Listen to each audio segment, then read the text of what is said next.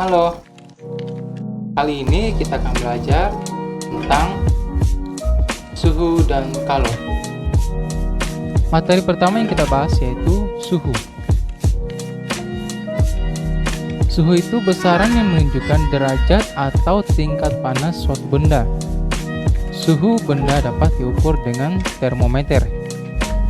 Termometer itu dibuat berdasarkan sifat termometrik zat. Sifat termometrik zat itu ada 8 macam. Yang pertama, pemuaian zat padat. Yang kedua, pemuaian zat cair. Yang ketiga, pemuaian gas. Yang keempat, tekanan zat cair. Yang kelima, tekanan udara. Yang keenam, regangan zat padat. Yang ketujuh, hambatan zat terhadap arus listrik. Dan yang terakhir itu intensitas cahaya, maksudnya radiasi benda. Kita masuk di jenis termometer.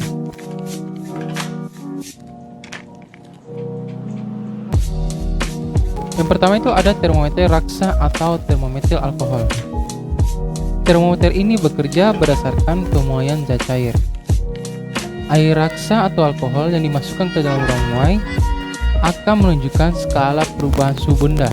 Termometer ini sederhana, murah, portable, atau mudah dibawa. Dan hasil pengukuran langsung kita dapat baca. Ini adalah contoh dari termometer air raksa, tampak bening, dan termometer alkohol itu sebenarnya bening juga, hanya pada umumnya diberi warna merah. Yang kedua ada termometer bimetal. Sesuai dengan namanya, termometer ini dibuat dari bimetal, yaitu dua buah logam yang berbeda dengan koefisien muai berbeda yang dikeling menjadi satu. Termometer ini bekerja berdasarkan prinsip bimetal. Prinsipnya itu jika dipanaskan, logam akan melengkung ke arah logam yang koefisien muainya lebih kecil. Ini adalah contoh dari termometer bimetal.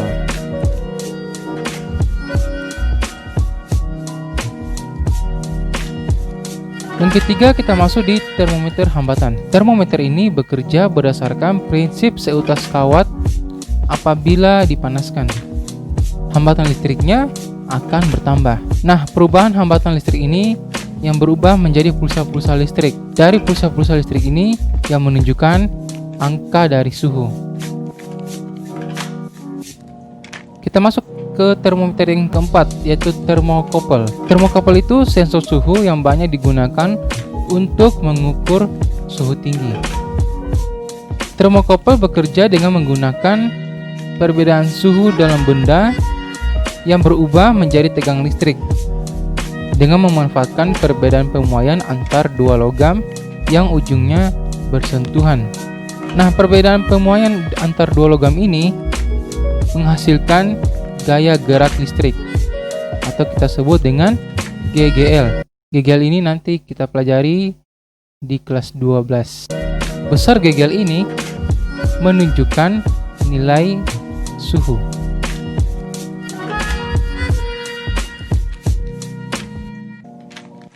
Yang kelima itu ada termometer gas. Termometer ini memanfaatkan perubahan volume atau tekanan dari gas untuk mengukur suhu suatu zat. Jika sejumlah gas dipanaskan dan volumenya dijaga agar tetap tidak berubah, tekanannya akan bertambah. Perubahan tekanan menunjukkan nilai perubahan suhu. Kita masuk yang keenam, termometer pirometer. Pirometer memiliki keunggulan, yaitu suhu yang diukur dapat mencapai 500 sampai 3000 derajat Celcius. Prinsip kerja dari termometer ini berdasarkan intensitas radiasi. Pirometer bekerja tanpa menyentuh bendanya secara langsung, sehingga pirometer tidak akan rusak oleh paparan radiasi yang bersuhu tinggi. Namun, pirometer ini harganya mahal. Kita masuk di materi pengertian kalor. Kalor itu energi panas zat yang dapat berpindah dari suhu tinggi ke suhu rendah. Satuan kalor itu kita kenal dengan kalori ataupun bisa juga dikonversikan ke joule. 1 kalori nilainya itu 4,184 joule atau kita bisa genapkan jadi 4,2 joule. Nah, untuk 1 joule itu 0,24 kalori. Kita masuk di materi kalor jenis dan kapasitas kalor. Untuk kalor jenis, yaitu banyaknya kalor yang diperlukan untuk menaikkan atau melepaskan suhu 1 kg massa suatu zat sebesar 1 derajat Celcius atau 1 Kelvin. Rumus yang digunakan dalam kalor jenis yaitu Q sama dengan mc delta T. Q itu kalor, satuannya joule, sedangkan M itu massa zat, satuannya kilogram, dan C itu kalor jenis zat, satuannya joule per kilogram dikali Kelvin. Delta T itu perubahan suhu suatu zat, satuannya Kelvin. Jika nilai kalor jenisnya lebih kecil, maka suhu zat itu akan mudah naik ketika dipanaskan. Namun sebaliknya, jika nilai kalori jenisnya lebih besar, suhu zat akan sulit naik ketika dipanaskan. Nah, bagaimana itu kapasitas kalor?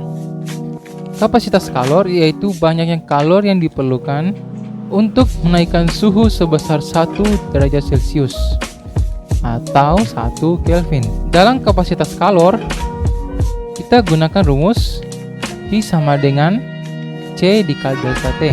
Yang tadi kalor jenis mc delta T, sedangkan kapasitas kalor C delta T. Di sini yang kita gunakan C huruf kapital.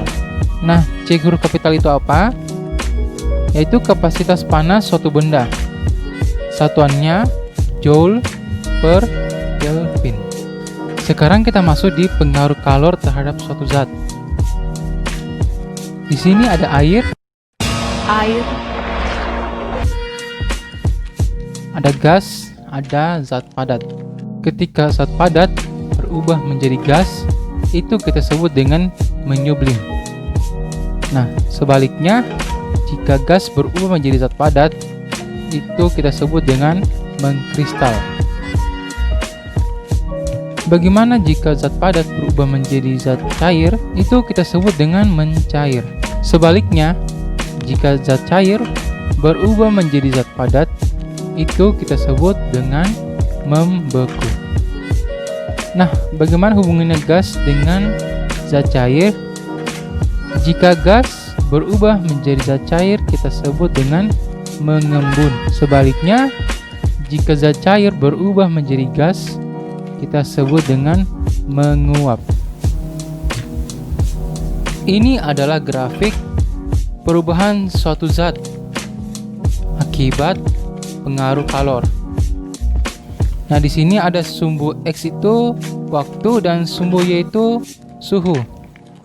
Jadi kita lihat di sini, jika negatif 10 derajat Celcius, itu artinya keadaan beku. Dari negatif 10 ini naik menjadi 0 derajat Celcius. Pada min 10 terjadi perubahan suhu dari min 10 menjadi 0. Tidak terjadi perubahan suhu, esnya menjadi air. Suhunya tidak mengalami perubahan selama selang waktu tertentu.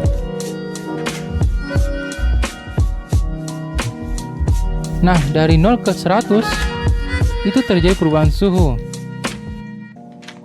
sehingga pada waktu selang tertentu suhunya tetap tidak berubah, namun yang tadinya air itu menjadi uap.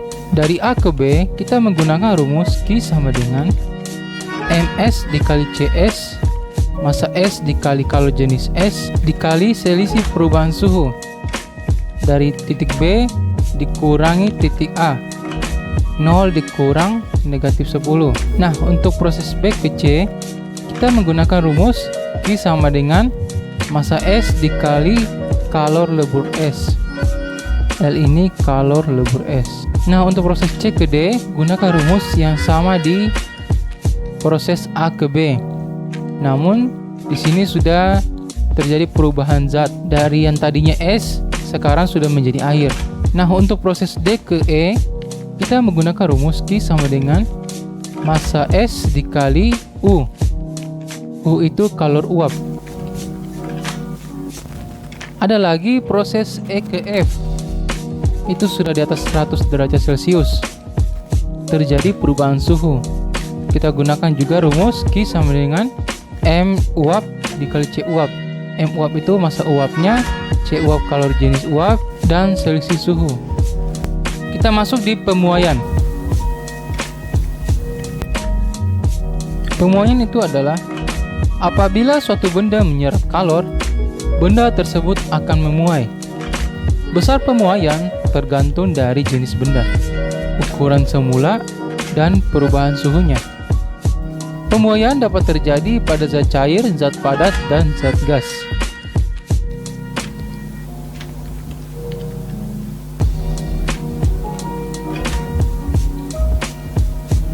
Kita masuk di pemuaian zat padat.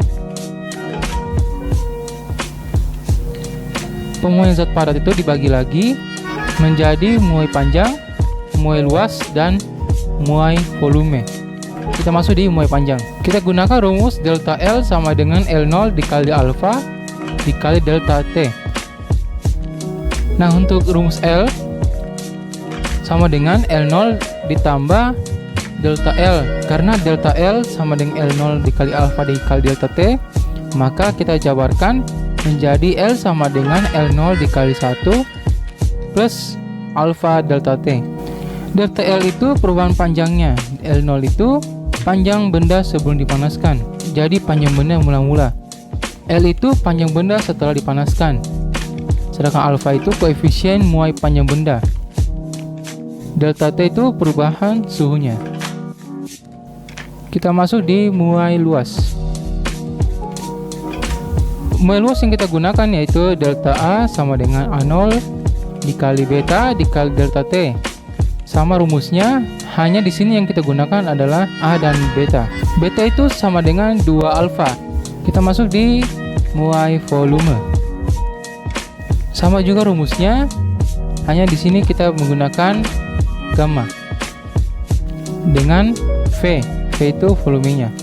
Volume benda setelah dipanaskan. Gamma itu koefisien muai volume benda. Nah, kita bisa ambil kesimpulan bahwa alfa sama dengan 1/2 beta atau sama dengan 1/3 dari gamma. Kita masuk di pemuaian zat cair. Pemuaian zat cair sama dengan pemuaian volume. Kita masukkan rumusnya yang persis dengan pemuaian zat padat yang muai volume. Sekarang pemuaian zat gas. Pemuaian zat gas beda lagi rumusnya, yaitu delta V sama dengan V0 dikali 1/273 dikali delta T. Kita jabarkan delta V, maka kita peroleh V sama dengan V0 dikali 1 ditambah 1/273 dikali delta T. Sekarang kita masuk di asas Black. Asas Black itu ditemukan oleh Joseph Black. Asas Black ini mengatakan bahwa jika dua zat yang suhunya berbeda dicampurkan, akan terjadi perpindahan kalor dari zat bersuhu tinggi ke zat bersuhu rendah. Ada zat yang melepas dan menyerap kalor. Besar kalor yang dilepas sama dengan besar kalor yang diserap. Jadi jumlah kalor yang diserap sama dengan jumlah kalor yang dilepas benda. Sehingga kita peroleh Q serap sama dengan Q lepas. Asas Black digunakan untuk menentukan kalor jenis suatu zat dengan kalorimeter. Apabila kalor jenis suatu zat diketahui kalor jenis zat lain yang dicampur dengan zat tersebut, maka dapat dihitung kalor jenisnya. Ini adalah contoh dari kalorimeter. Ini yang naik ini menunjukkan suhunya, Ini untuk colokan sumber arus listrik yang masuk. Dan ini tempat untuk mengecoknya. Kalorimeter dapat dilihat langsung di laboratorium fisika. Kita masuk di perpindahan kalor.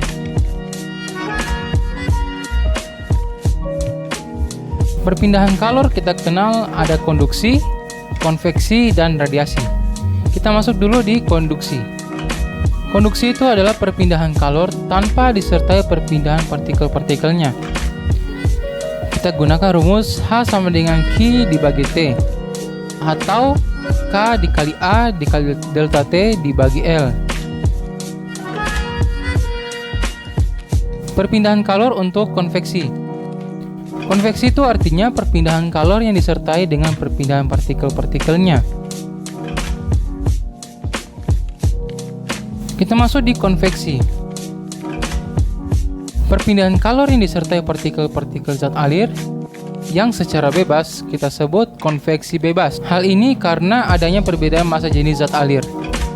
Contohnya saat kita merebus air. Perpindahan kalor yang disertai dengan perpindahan partikel karena perpindahan tekanan yang dibuat dengan pompa disebut dengan konveksi paksaan. Contohnya ventilasi kamar, cerobong asap, pengaturan katup udara, kompor, dan kipas angin. Nah, kita masuk di radiasi. Radiasi itu adalah peristiwa memancarnya panas dari suatu benda dalam bentuk gelombang elektromagnetik. Gelombang elektromagnetik itu merambat tanpa memerlukan zat perantara. Kita gunakan rumus H sama dengan Q dibagi T, atau kita bisa gunakan rumus E dikali sigma dikali A dikali T pangkat 4. E itu emisivitas bahan. Ini adalah simbol dari sigma, sigma kecil. Sigma itu tetapan Boltzmann. Nilainya 5,67 dikali 10 pangkat minus 8. Demikianlah video pembelajaran kali ini. Kita ketemu di video pembelajaran berikutnya. Jika Anda belum paham, silakan diulang, pause, ulang, pause, ulang sampai dipahami dengan baik. Kita ketemu di video berikutnya.